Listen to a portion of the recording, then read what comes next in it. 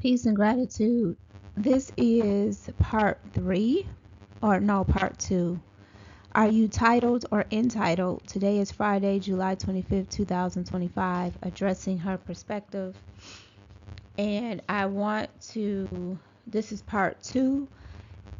I want to clarify some things that were mentioned in part one of addressing her perspective and add some more. Now, my intention is to just address the fact that the neighborhood block club president addresses herself as such, but yet she is not treating a neighbor, which is myself, that lives on the block of that encompasses the block club. She is not treating me in an appropriate way. If you are, or if she is calling herself a neighborhood block club president, that is my intention. If she is going to address herself as that, if she's going to assume the title, and I won't even say assume, she has embraced the title, she walks in the title, she presents herself as the title, then you should be treating the people who you are responsible for building a community with appropriately. And she is not. And these videos are to provide proof that she is not. And she has not since April of 2023. So I want to go back to the PPO that she filed against me February 13, 2024. And the only reason I'm bringing this up is because she mentioned it. Otherwise, I would not talk about any of these people because they're irrelevant. I want to just focus on the facts with her. Just focus on the facts with her.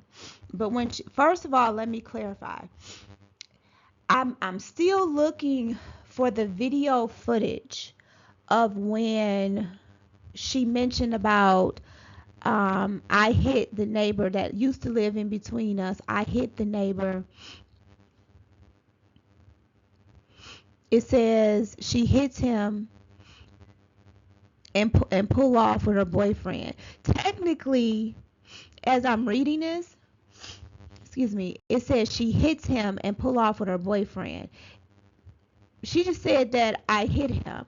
That could mean anything. I could have hit him with my fist. I could have hit him with with an object. She just said that I hit him and I pulled off with my boyfriend.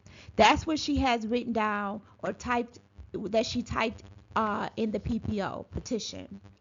So really, just based on the PPO petition, I can see why the judge was like, okay, we need to have a court hearing because a lot of this information is not clear. So, hit him how? How did I hit him? Only reason I knew I knew what she was talking about, and that's why I explained what I explained on the first video. So, let me clarify. Like, I know it sounds like really unbelievable, but you would have to see the footage of that day. The footage of that day that we submitted to the court when my then boyfriend had to go to court to address the PPO that was against him. That the footage explains, it gives a better visual of what I was attempting to explain in the previous video, because he deliberately put himself in the trajectory, or he positioned himself deliberately behind or in the direction of how my boyfriend was going to come out of the driveway. He deliberately did that. I know it sounds unbelievable, but if you saw the footage of the video footage, you would understand what I'm saying. The video footage is much clearer about what I'm trying to convey with words. And we submitted all that to the court. So the judge saw all of that and also saw that entire day he was just standing in the middle of the street deliberately, like deliberately drinking beer, had his Bluetooth speaker in the middle of the street, and he just dancing, and literally you can see cars. He would not move when cars were coming down the street. He would just stand there, and they would have to, swerve and drive on the side of him to prevent from hitting him. So the video footage would give a much greater context and a much greater visual of what I'm saying, because I know it's hard to believe, but the video tells it all. So like, he purposely positioned himself behind my then boyfriend's vehicle. He deliberately did that. Like I said, the video is you can see it in the video. Also, what I was trying to explain, I probably didn't explain it thoroughly, is that at the time, the type of alarm system that I had, you could hear when I was leaving the house. Like, you could hear the beep, beep, beep, beep, beep, beep, knowing that I had set the alarm and I was getting ready to leave the house. So he had already gotten up out of the chair when he was sitting in the lawn chair in his driveway. He knew that we were leaving because you could hear the beep, beep, beep, beep, that I'm getting ready to exit the house. So he had already gotten up out of the chair and stood in the street. But like I said, you have to see the video footage to see what I'm saying. That you'll see that he purposely positioned himself to be hit by my boyfriend's vehicle. So I wanted to make that clear. And also, looking at the PPO, all she said is after she hits him and pull off with her boyfriend. So she did make it clear at the PPO hearing that that's what she was referring to. But just reading what she put in the PPO, hitting him could have been anything. I could have hit him with my fist. I could have hit him with an object. Anything. She wasn't clear and descriptive when she put that in the PPO. So, okay.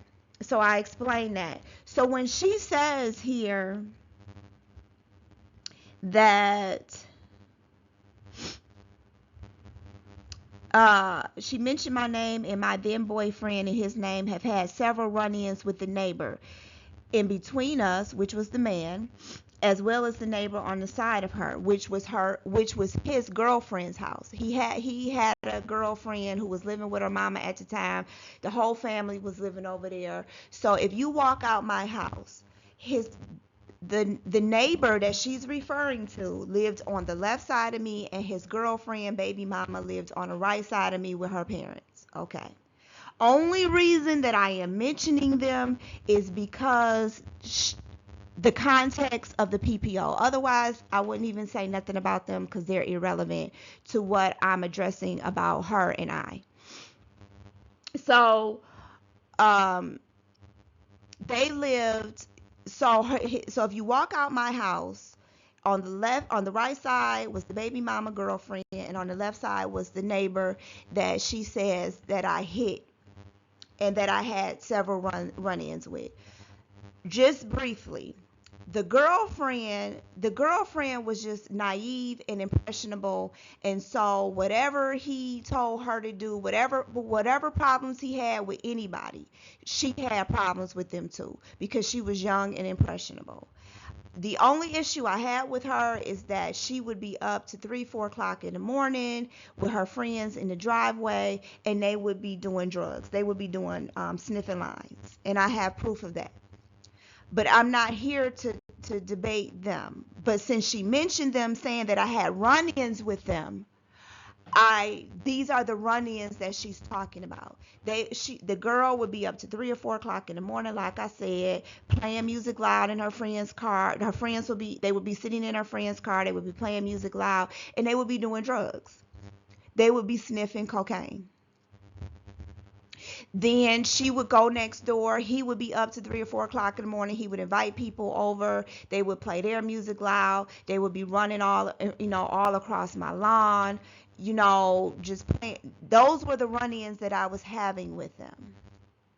he would, because he didn't have water in his home, it got to the point that I would look out my window because we had a shared driveway. So my kitchen faced his driveway and the side of his home. He would be outside. I have pictures of him using the bathroom. He would be urinating on the side of his home. So I'm standing there in the kitchen washing dishes, and I would see him urinating on the side of his home. My then boyfriend had pictures of him urinating on the side of his home. I have video footage of his friends coming over, and they would just urinate in the driveway. So these are the run-ins that she's talking about that I had with the neighbors. Now, let's talk about when she said her and the neighbor that used to be between me and her, mysterious explodes 3 weeks after she hits him. So she didn't even, now that I'm reading this, mysterious explodes. What mysteriously explodes? I knew what she was referring to. She was talking about the house. But if you read this, I'm reading exactly what she says. I would take a picture of it, but this has identifying information, and legally I'm not allowed to do that, to take the pictures of the PPO. But she says my name and her boyfriend, well, I can say my name. Y'all know my name. So it says Deandra and her boyfriend, and she lists my then boyfriend's name, have had several run-ins with the neighbor in between us, as well as the neighbor on the side of her. The neighbor home that used to be between me and Deandra, mysterious explodes 3 weeks after she hits him. Okay, so let's talk about the house on fire. First, let me give you context. When we were in COVID, now first I will say this: I always knew I had a call on my life, as they would call it in the church. I knew that I was supposed to do something in ministry, something dealing with quote unquote religion, spirituality. I just knew from the time that I was young. I knew that part, and I knew that I was supposed to be a teacher. Those things I knew. Nobody could tell me different. I knew with every inch of my being, every fiber of my being, I knew that that's what I came to this earth to do. I just knew it. I knew it. So in 2020, when COVID hit, it was like I felt it in my spirit. I felt the tugging. It was just like, girl, it's time. Now, mind you, at this time, she and I are neighborly. We worked together with, the block club, the situations on the block, all of that. But I didn't discuss, we were neighborly. We weren't friends. So she would have known this, what I'm getting ready to tell you. She didn't know this. I didn't share any of this with her because we weren't, in my opinion, we weren't on that level for me to share that type of information with her. So I knew. And once COVID hit, like, it just was just like, yeah, it's time. Now, mind you, the school that I went to get my doctorate degree, I had applied to that school back in 2017. And I got accepted. And I also got a scholarship. And I didn't pursue it at the time. I was just like, oh, wow. I got in, I got accepted, and I got a scholarship. Now, mind you, I was paying on it. Now, I didn't attend any classes. This was an online curriculum, an online school. It was all online.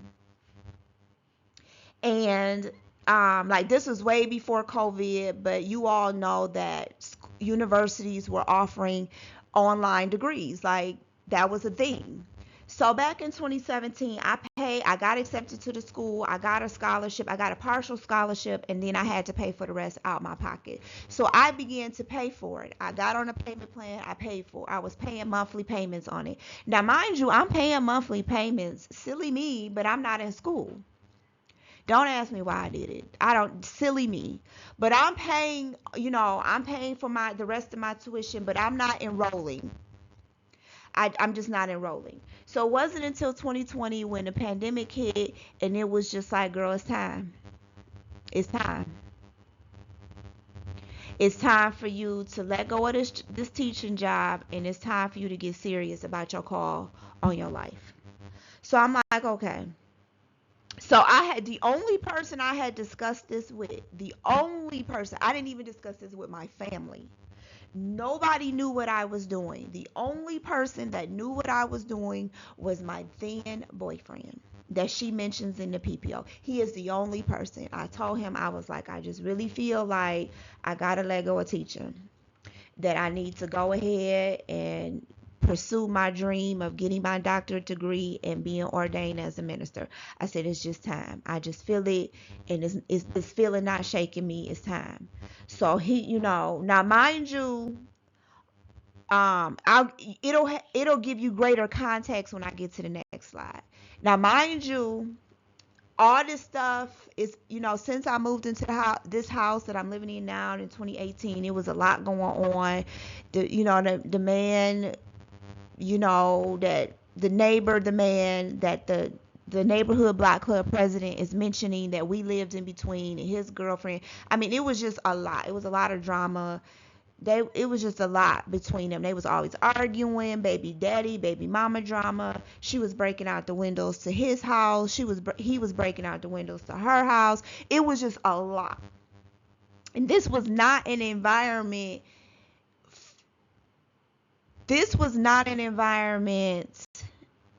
for the next stage of my life that I was going into. So I knew that I had to find somewhere else in order to concentrate on this next phase of my life. So nobody knew this but him, but my then boyfriend. We had talked about it. And I told him, I said, you know what? In March of 2021, I said, I'm gonna leave. I'm gonna resign, and I'm gonna leave, and I'm gonna go to school full time. I'm gonna finish this program. I'm going to do what I said I started in 2017. I'm going to go back to the school. I'm going to get my doctorate. I'm going to be ordained as a minister. I'm just going to do it. And I'm not going to have no distractions. So I started planning. Like in 2020. So I started putting money up. He and I had already talked about where was a good place that I could go and just focus. Now, mind you, I didn't leave this house. I was still coming back to the house. He was still coming back to the house. Now, the neighbors saw him more than they saw me, but I was still at this house, coming back, checking on it, doing the maintenance on it, paying the bills on it. I was still living here. They just didn't see me as much as they saw him. So in March of 2021, I had already started making my moves, and they weren't seeing me as much, but they were seeing him. So in their mind, they made an assumption that I didn't live here anymore, because that's why she said never comes back until 2023, because she made an assumption that I had left. Oh, I hit this guy, and then I burn up his house, or that I hit this guy and then his house mysteriously explodes and then I leave.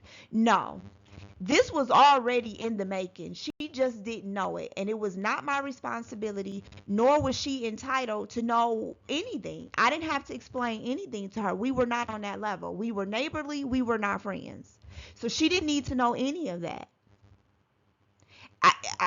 Nobody needed to know anything except who I told.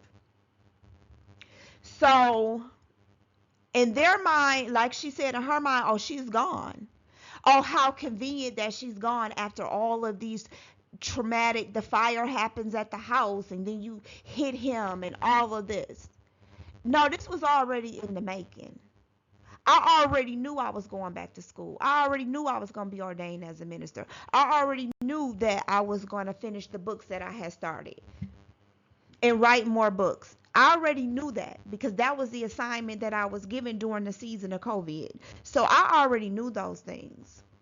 So anything that happened, in between that or during that time, That don't have nothing to do with me, because I already had an assignment. I already knew where I was going. I already knew what I was supposed to be doing I already knew what I was supposed to be doing during COVID. So you can make assumptions. Now, mind you, we were still on speaking terms. So if you had any questions about my whereabouts, why didn't you ask me? So when the house burned down, I wasn't there the day that it happened. The day that it happened, I came to see the damage done to my house. They wouldn't let a friend of mine brought me over. Now my then boyfriend was at home at the time that it happened. So I don't even know. I didn't talk to the police. Nothing. Because when I got here to see what had occurred, to see the damage done to my house, the neighborhood block club president comes yelling at me like, "Don't be coming over here with all this noise." Because when I pulled up, I was screaming at the top of my lungs because the whole side of my house was damaged, whatever. And she was like, "Don't be coming over here with all that noise. And every time you come over here, I'm going to beat your ass. And you tried to kill my baby." That's what she said. So they wouldn't even let me out the car to go into my house, even though my then boyfriend is saying, "Hey, she lives here. This is her house." I had my ID on me, all of that. They wouldn't let me in.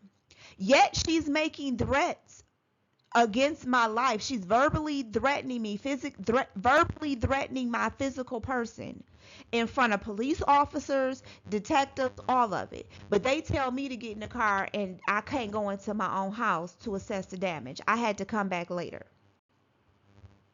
So my question is, now mind you, why would you even think that I was trying to kill your son? When I attended your son's birthday party, I helped decorate for the son's birthday party. I would take you places when you needed to go to places when she didn't have a car at the time, all of this. So why would you think I was trying to kill your son by burning down a neighbor's house? Cuz that was her. I'm only addressing what she said. Because her thing was, you had something to do with the fire. Um and because you were trying and because of it you were trying to kill my child. Okay? Like, I'm only repeating what she said when I pulled up to check on the status of my house, the condition of my house after the fire. This is what she said. I am only addressing what she said. I'm not making assumptions. This is what she said. You tried to kill my baby. And she said this on a different occasion as well when I was over here at the house. So I'm only addressing what she said. In her mind, in her perspective, I had something to do with burning down the house, and in the process, I wanted to kill her baby. I wanted to burn down her house and kill her baby in the process, her child in the process. I'm only addressing what she said. I'm not assuming this. This is what she said to me. On that occasion, when I pulled up to check on the condition of my house on the day of the fire, and when I came on a different day, this is what she said to me.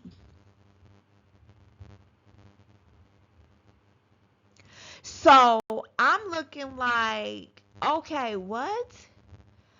When you know the relationship I've had with you and your son. But okay, whatever. I'm not, at the time I could understand because emotions are high. You just experienced a traumatic event with a house, burning down on the side of you. Your child is there. I get it. So, right now you're speaking from a place of emotions. Emotions are high. I so get it. So that's why I was just like, I'm not going to address it because I get it. I get where she's coming from. I can understand. From a mother point of view, I get why her emotions are high. But when I started thinking about it, I'm like, You know the relationship you and I had. How did it go from working together to create a neighborhood of safety and security to now I'm trying to kill your son by burning up a neighbor's house when I wasn't even here? Or saying that I had something to do with it. How did we go from working together, collaborating together, to now you're accusing me of attempted murder? How did we get to this point?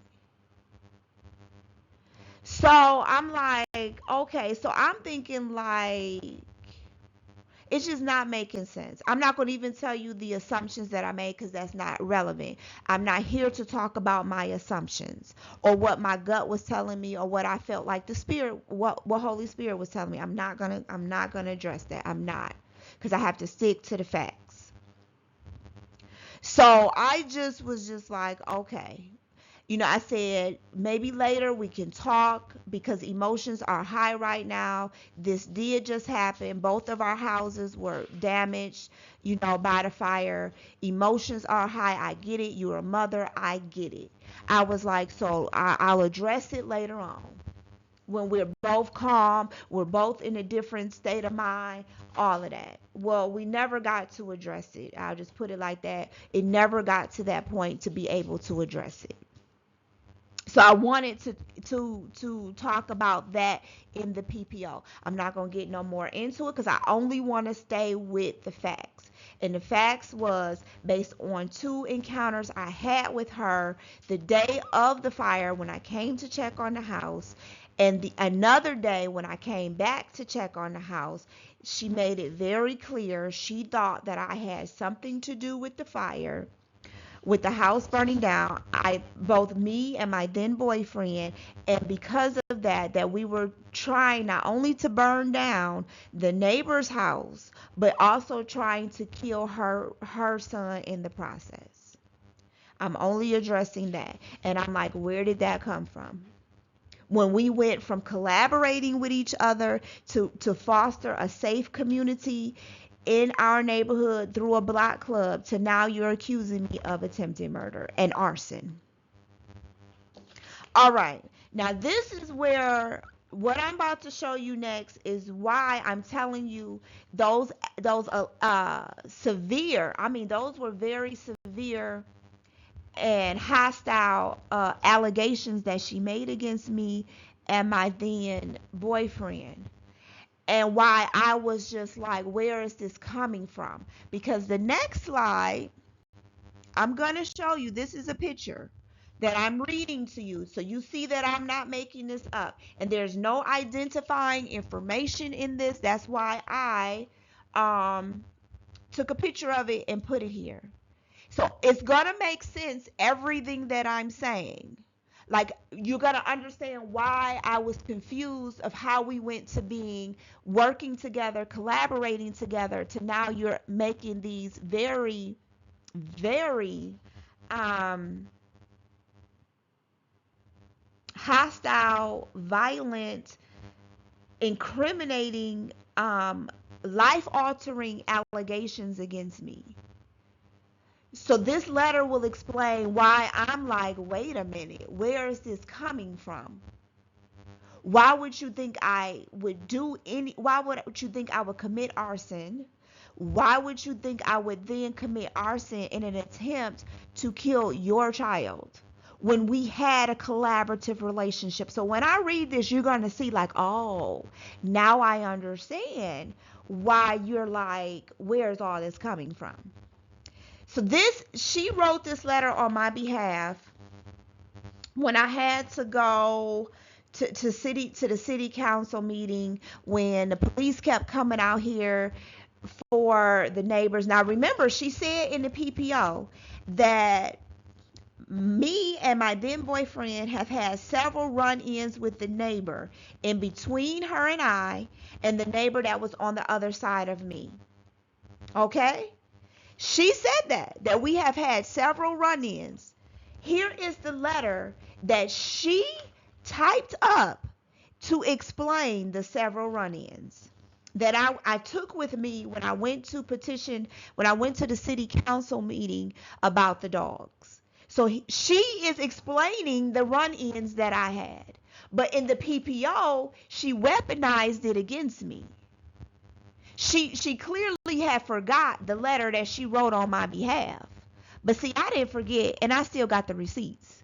So she tried to spin it to make it look like, oh, I'm just bullying these people. I can't get along with people. Ever since I've been in the neighborhood, it's just been drama, drama, drama. But here, this letter, she's going to contradict herself. And this letter proves that she is the one who wrote it or who typed it up. It says, to whom it may concern, I have witnessed the harassment and bullying of my neighbor from the very beginning of her trying to move into her home. The neighbors on both sides of her have been harassing her, sitting on her porch, sitting in front of her house, have dogs in her yard to the point where she can't even go into the back of her house, into the backyard when she needs or wants to. Business workers can't even work around the house without getting attacked by the dogs or calling the police out just to have this young man removed the dogs. When she asks, he doesn't move the dogs. Utility workers have to call the police to get work done at the address. I have saw them urinating outside of her home when she's not there, sitting on her porch, smoking marijuana and drinking alcohol. I don't know for sure, but I'm pretty certain that they did flatten her tires because of the harassment and bullying and uncomfortableness that they're taking her through just to fix the home for her to be comfortable to live in. One of the young ladies attacked one of her visitors and knocked his glasses off his face, also surrounded his vehicle where he couldn't even get into the house to do work while the homeowner wasn't there. I was sitting on the porch and two of the young ladies said that they were going to take a bat to her cameras, and the other young lady said that she spent all of that money for nothing on her cameras. As the president of the Littlefield Block Club, I feel personally that the new neighbor has come and made a change in our lives and neighborhood because the house was vacant and looked very bad. Also commend her for staying due to the harassment that they were trying so hard to make it for her not to live there, that she's actually going to stay, and did a tremendous job with this eyesore of a house that we had on the Littlefield Street. Sincerely, a concerned neighbor. I'm done with this video. I'm done. I'm done. It said it all. It said it all. I will then, the next video that I upload, I will show you the receipts of how since April 2023, she has been harassing me. That letter said it all. It identified who wrote it. It said it all.